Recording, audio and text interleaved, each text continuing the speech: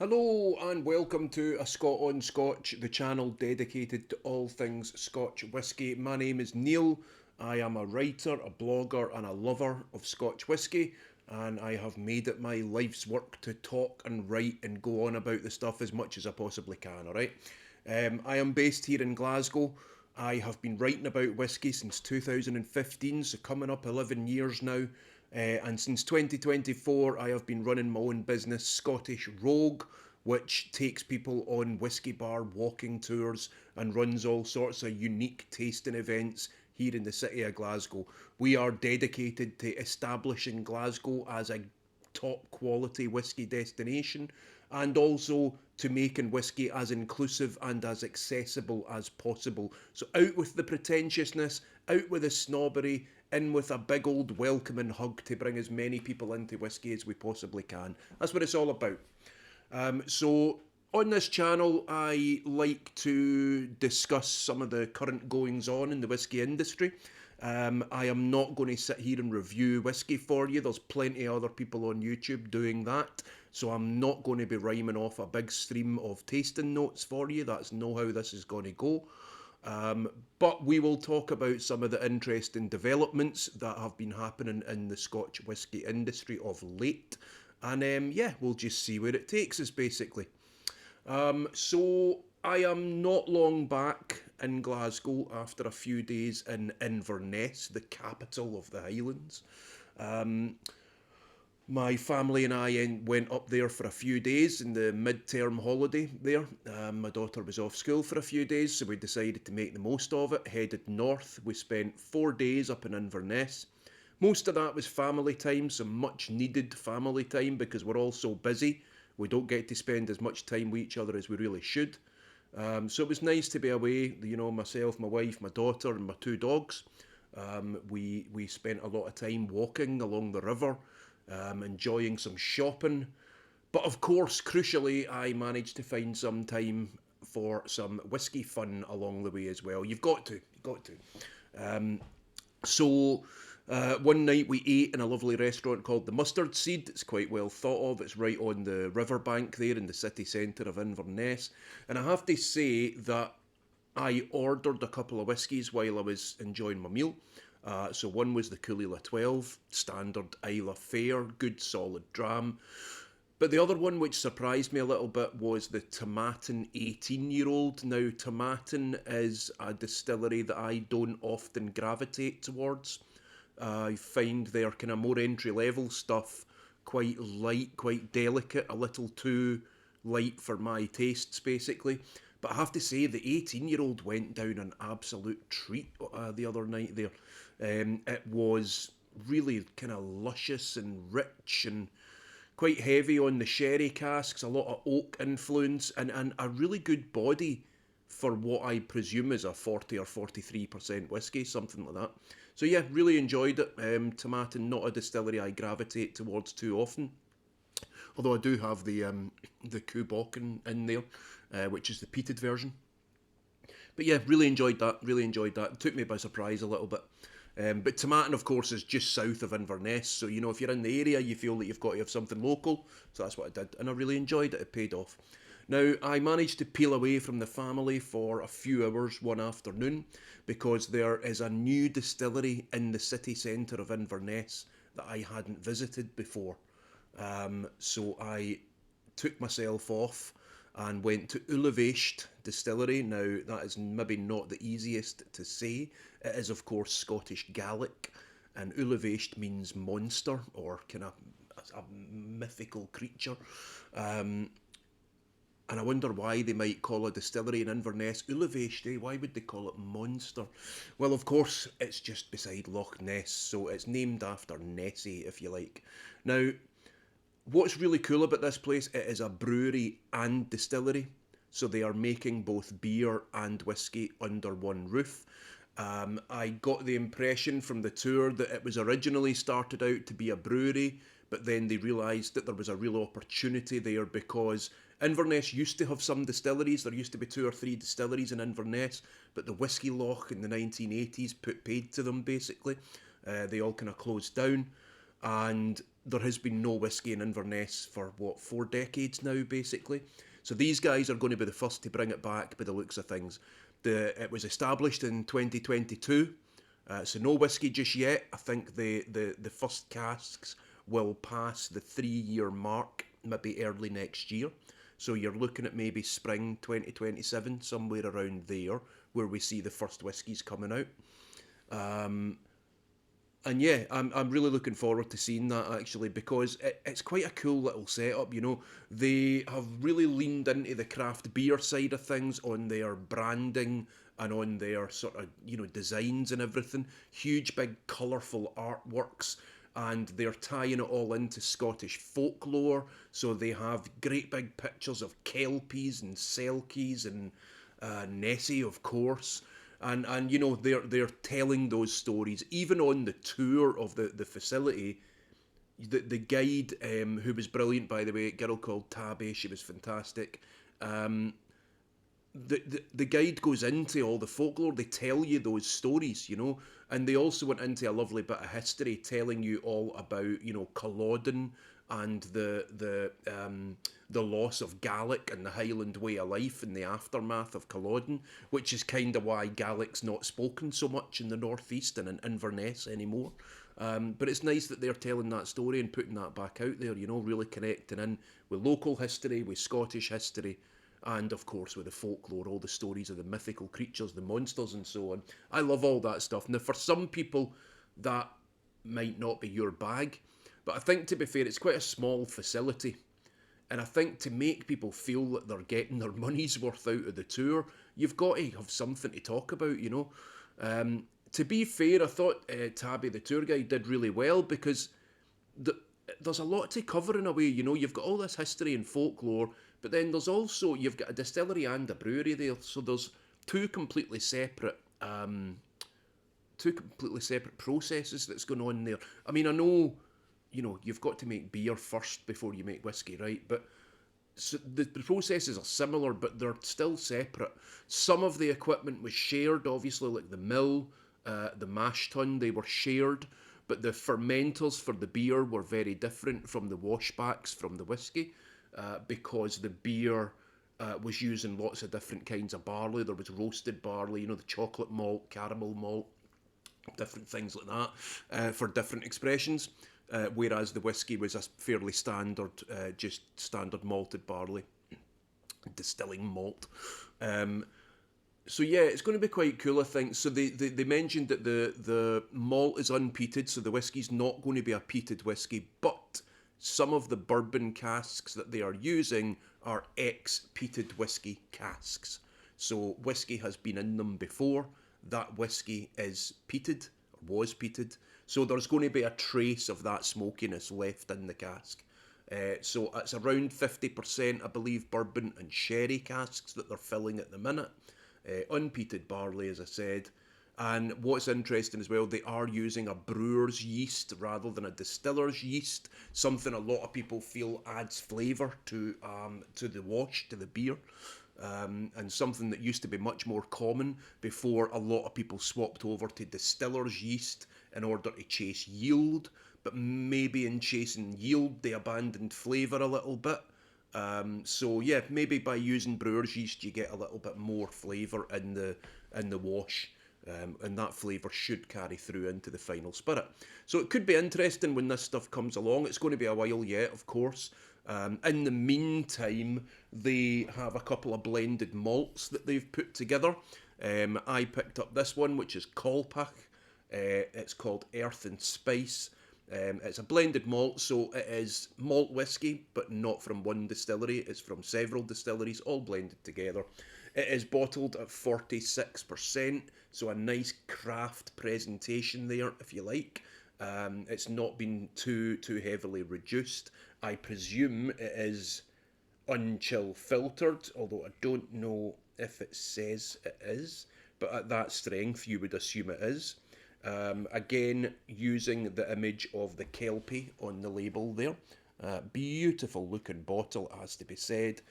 The only thing I'd say, maybe, it was priced at £60, which for a no age statement blended malt, I'd maybe like to see it slightly cheaper than that.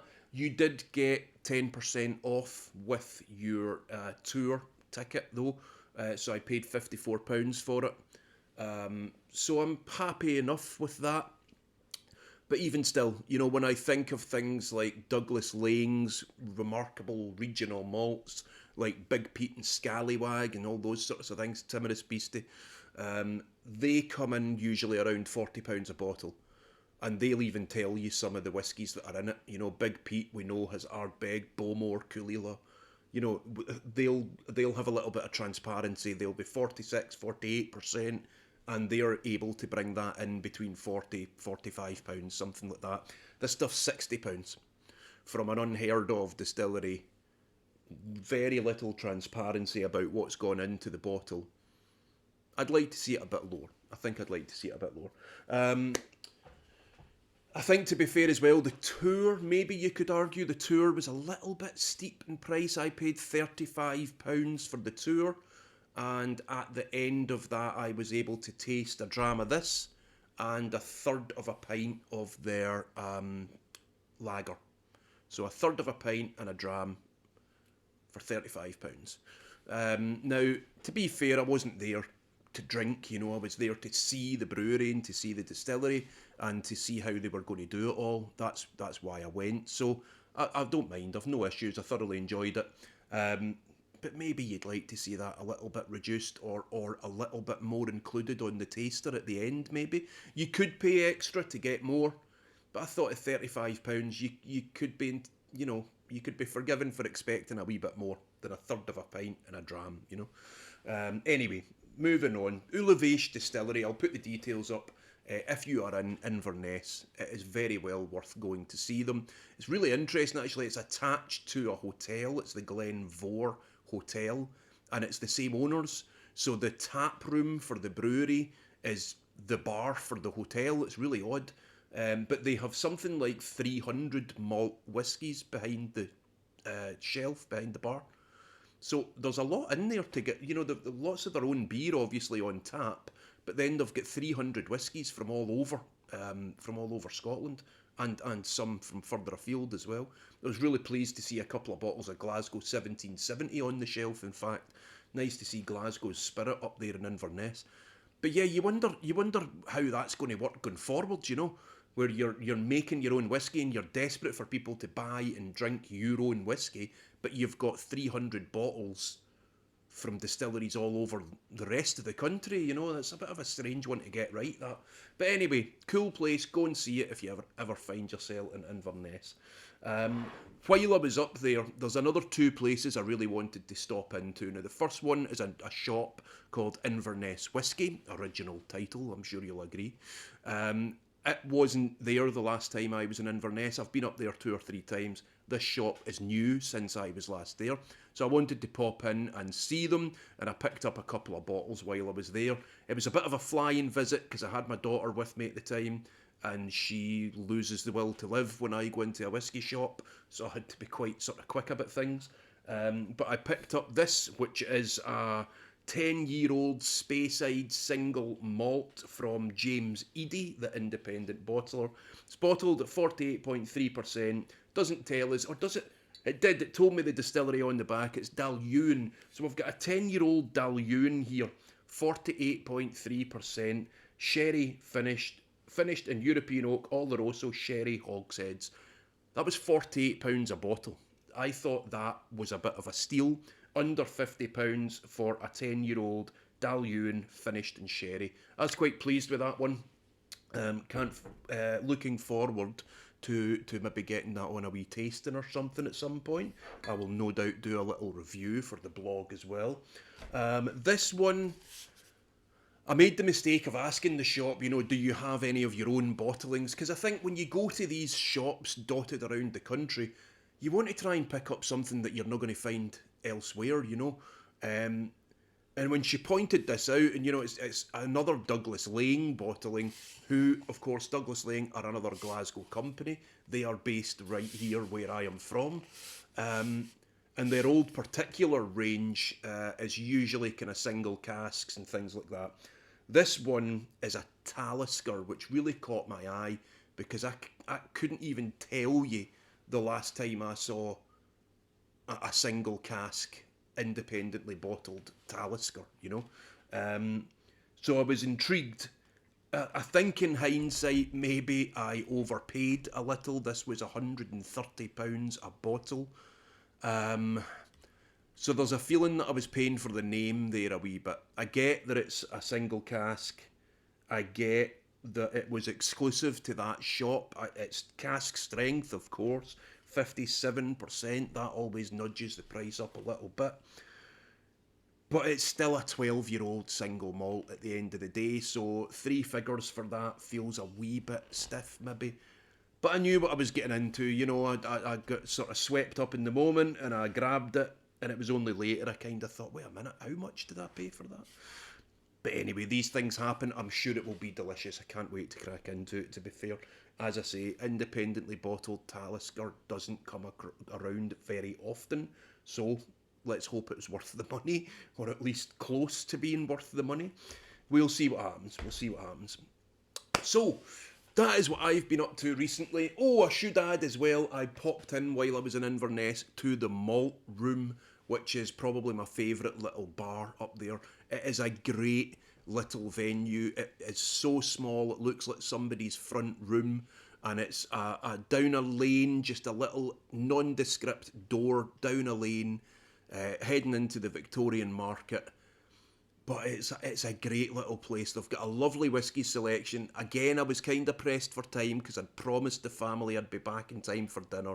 So on my way home from the distillery, I swung by the whisky bar and I spoke to the barman, who was very helpful and seemed to know his stuff.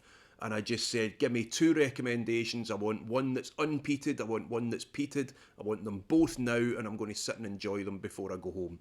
And he came up with a Thompson Brothers 18-year-old Highland Park and a Balvenie that was finished in some kind of wine. I can't remember now what it was. I will try and look that up for you.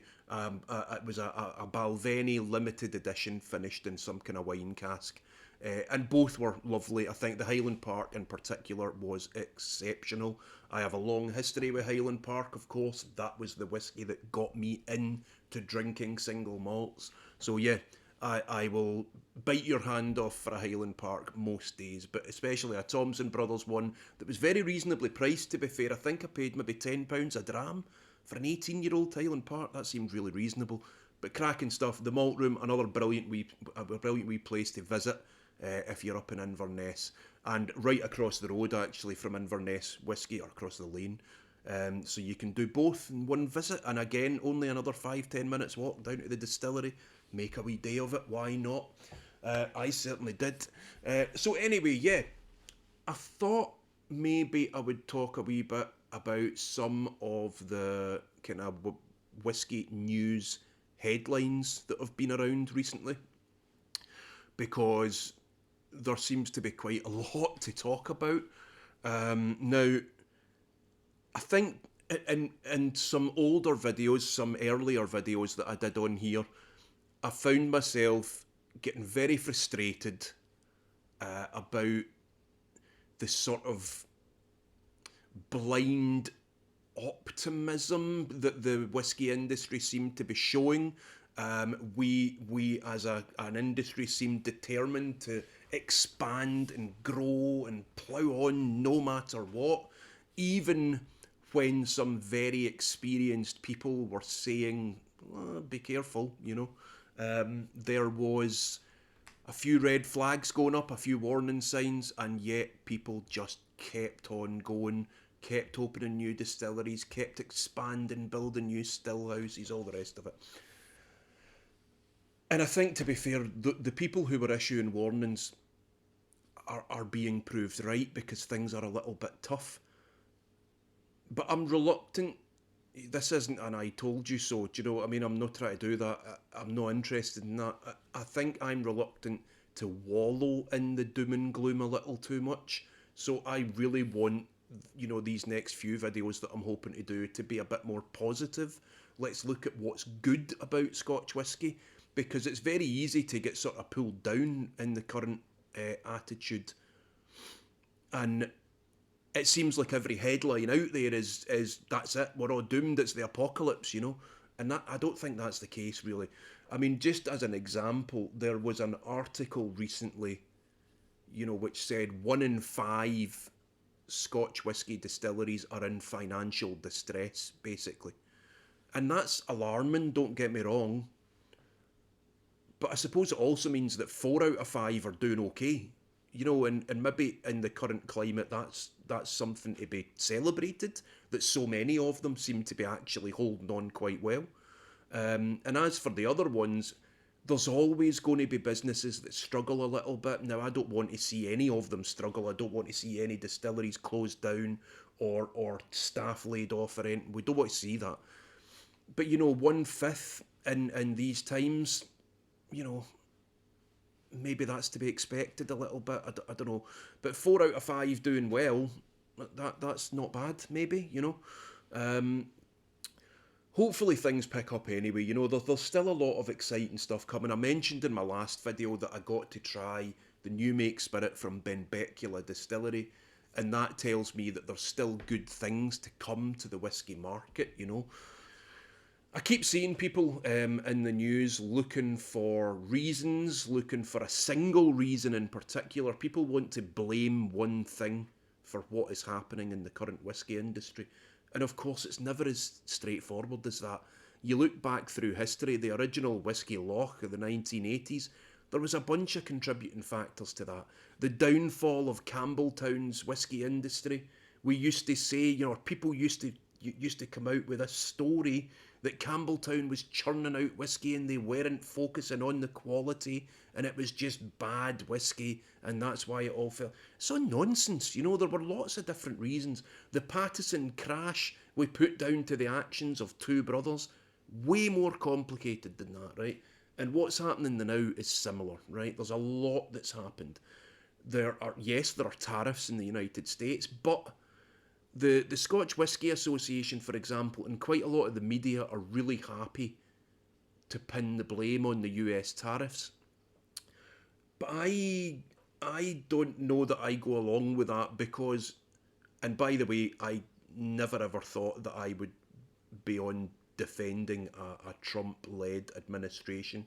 So that's not what's happening here. But I don't think it's fair necessarily to blame it all on tariffs, for example, because it's not like we didn't know this was coming. The last time Trump was in charge, we had tariffs. And, you know, so it didn't come as a surprise that when this administration came back, we were going to see tariffs again. You know, who didn't expect that? So let's not pretend it was some big shock that's shook the foundations, you know, because we all knew it was coming.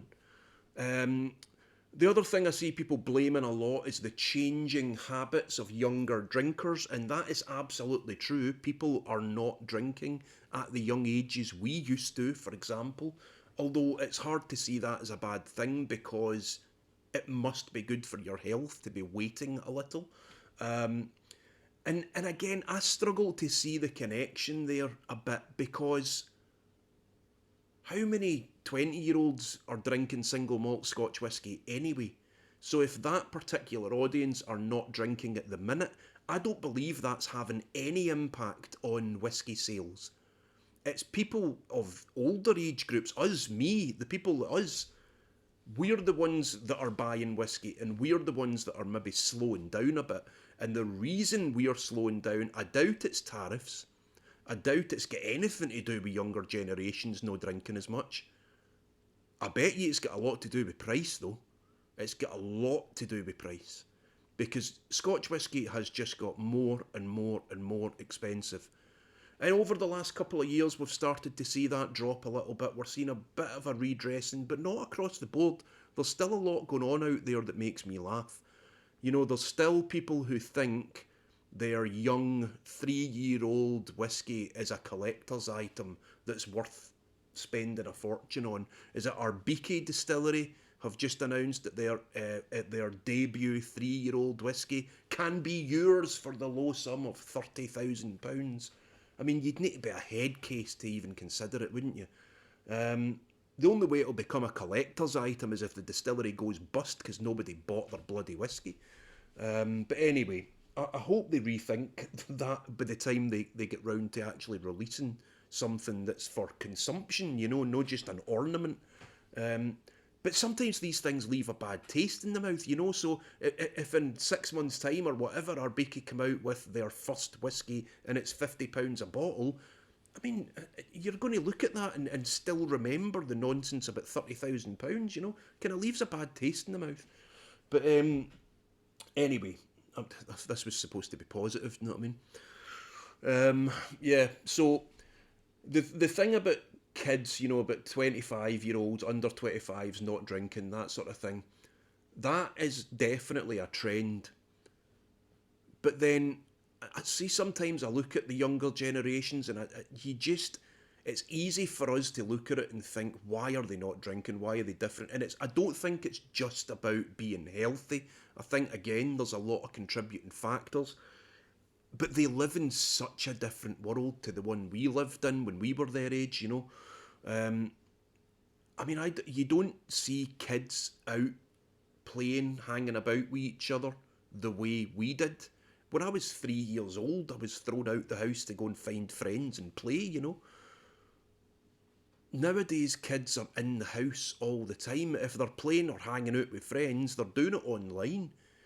So maybe just, they don't have the same independence. They don't have the same initiative that we did, to be going out and securing a supply of alcohol at the age of 15, which I'm sure some people did, not me, obviously. Responsible drinking and all that. But, I'm not saying what we did was better. It certainly wasn't. But, the lifestyle now is so different. How do we know what these kids are going to be doing in 10, 15 years' time? Just because they're not drinking at 20 doesn't mean that they're not going to be drinking at 30. The other thing to bear in mind, see these kids that are out, when I was 18, I could go to a pub or a club in Glasgow and make an arse of it because I couldn't handle my booze yet. And then I could make it home safe and then just deal with the hangover the next day and then forget about it. Kids knew if you want to go out and get drunk and you take it a bit too far, you're all social media.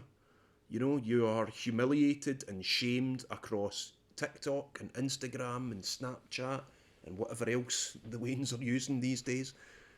So I can kind of understand why you might not want to be out there drinking like that,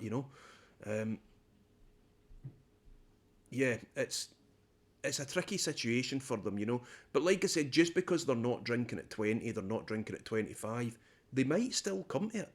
Once they're a bit more mature, once they've got a kind of more settled lifestyle, once they're not surrounded by people who are quite as judgmental as teenagers and young kids are, then maybe they might decide that they want to explore booze then. We don't know what the long-term appearance of this is.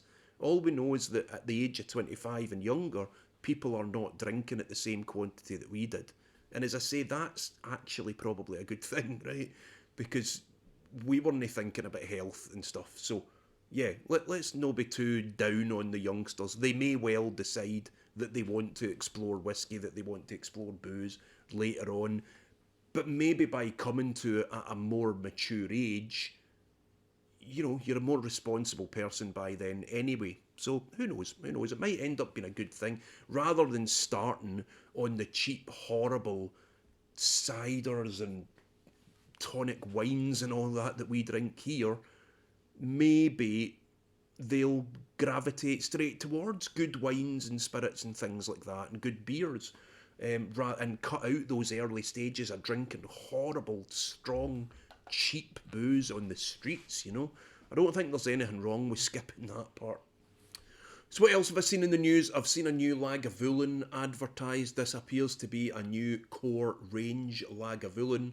Frustratingly, I'm not seeing it available in the UK or in Scotland yet. It does appear to be available in the US.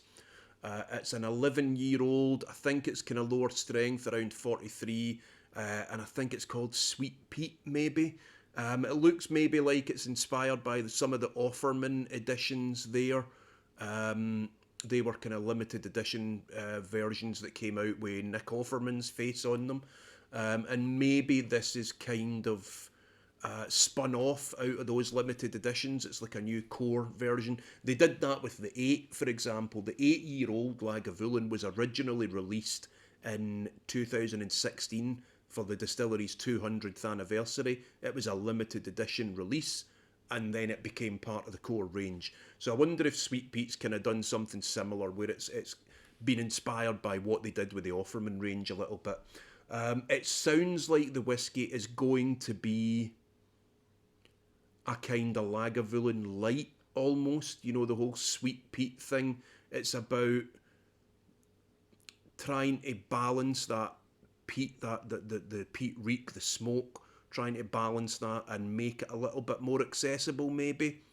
I'm always a wee bit sceptical about things like that, because who wants a Lagavulin light? You know, either you like the smoke or you don't. You know, and I think sometimes it's easy to say that we need to tone it down a bit to get people to like it, and I'm not sure about that. Sometimes I think you underestimate people, you know. Just let them try Lagavulin and I'm sure they'll love it. I'm also not sure that we really need an 8 and an 11 in a core range there. I don't know that that's necessary. So maybe it's going to be the 8-year-old for one market and the 11-year-old for another. I'm not sure how that's going to work. Certainly maybe the two go after different audiences, because the 8-year-old's a little bit higher strength, 48% I think, whereas the 11 looks like it's going to be lower. So maybe they sort of corner different parts of the market, different audiences. But I'd like to get a go. Any new Lagavulin's exciting, because, I mean, for the first, I don't know, 10 years or so of me drinking whiskey, it was Lagavulin 16 and that was it, unless you'd a fortune and you could buy a 25-year-old or something. But, you know, Lagavulin 16 was the Lagavulin, there was no others. So when the 8-year-old came out, it was quite exciting. The 12-year-old annual releases can be great, but the prices have got a wee bit silly on them now. I remember when it used to be £80 a bottle, now it's about 150. So it's not the buy it used to be, you know. So yeah, new Lagavulin, I'd love to give it a go. If it's lower strength, it might not quite be for me. If the peat's toned down, I don't know if that's what I want from a Lagavulin, but I'd still like to give it a go, you know. Another big brand I've seen in the news recently, or at least I've seen a couple of new releases from, is the Macallan. Now, again, this is not a brand that I tend to gravitate towards. They have 2 new releases out there just now. One is interesting, one is absolutely not. There is a new 007 release to tie in with an anniversary of one of the old Sean Connery Bond movies. I don't know which one. I don't really get into the Bond movies much.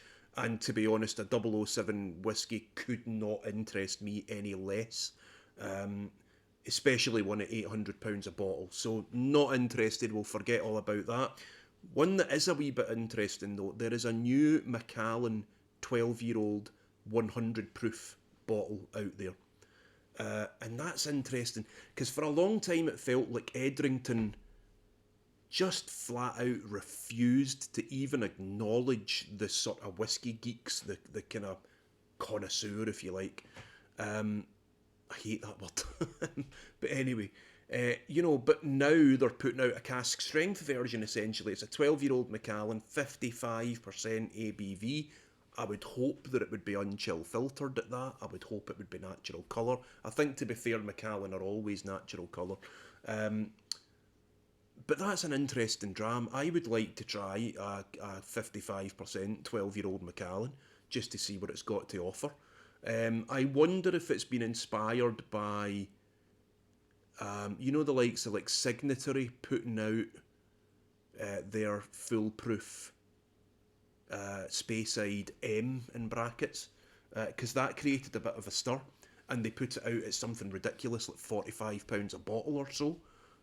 So I wonder if that has influenced the Macallan decision making a little bit. That they realise now there is a demand out there for drinkable, high strength Macallan at a price that we all can actually afford. Although, speaking of price, I went on to have a look and see what we were kind of talking for this stuff, and I'm seeing prices £125, £130 a bottle.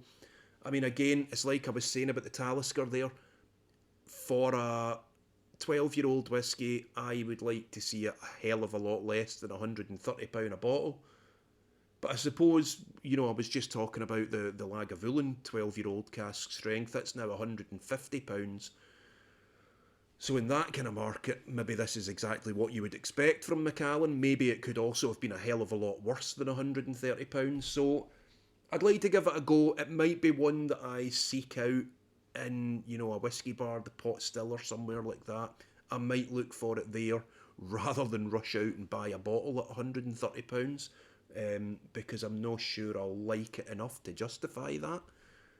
But it's the first time in a long time that Macallan have put something out there that I am actually interested in.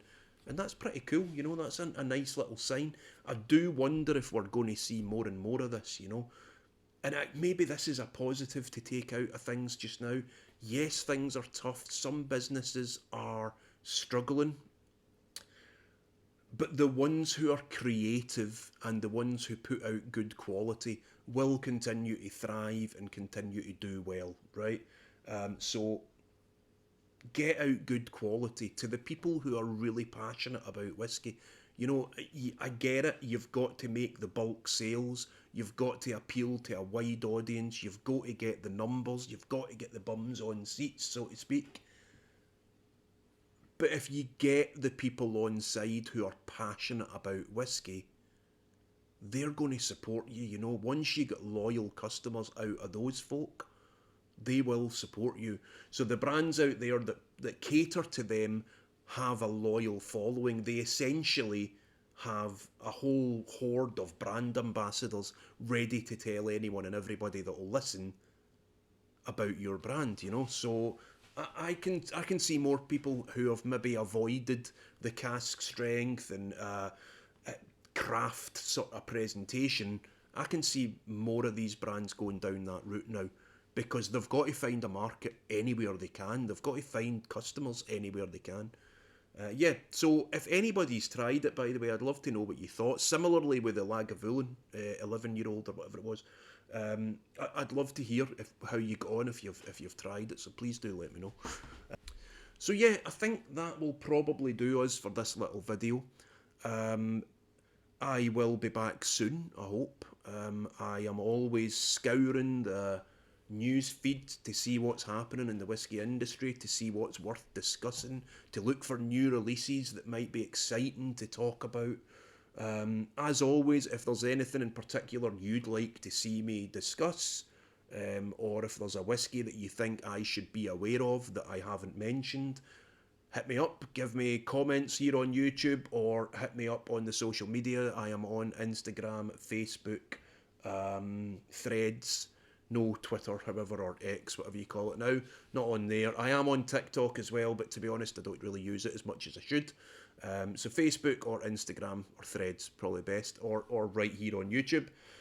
Or you can visit my blog over on ascotonscotch.com. That's where I publish all my written reviews. And if you're ever in Glasgow and would like to do a whiskey experience of some sort, whether that be a whiskey bar walking tour, a distillery tour, or a tasting event of some kind, then get us at scotishrogue.com, and we will put something together for you. So in the meantime, thank you very much for watching. If you haven't already, subscribe to the channel, and I will be back soon with more Scotch whisky rants. Cheers now, thanks for watching.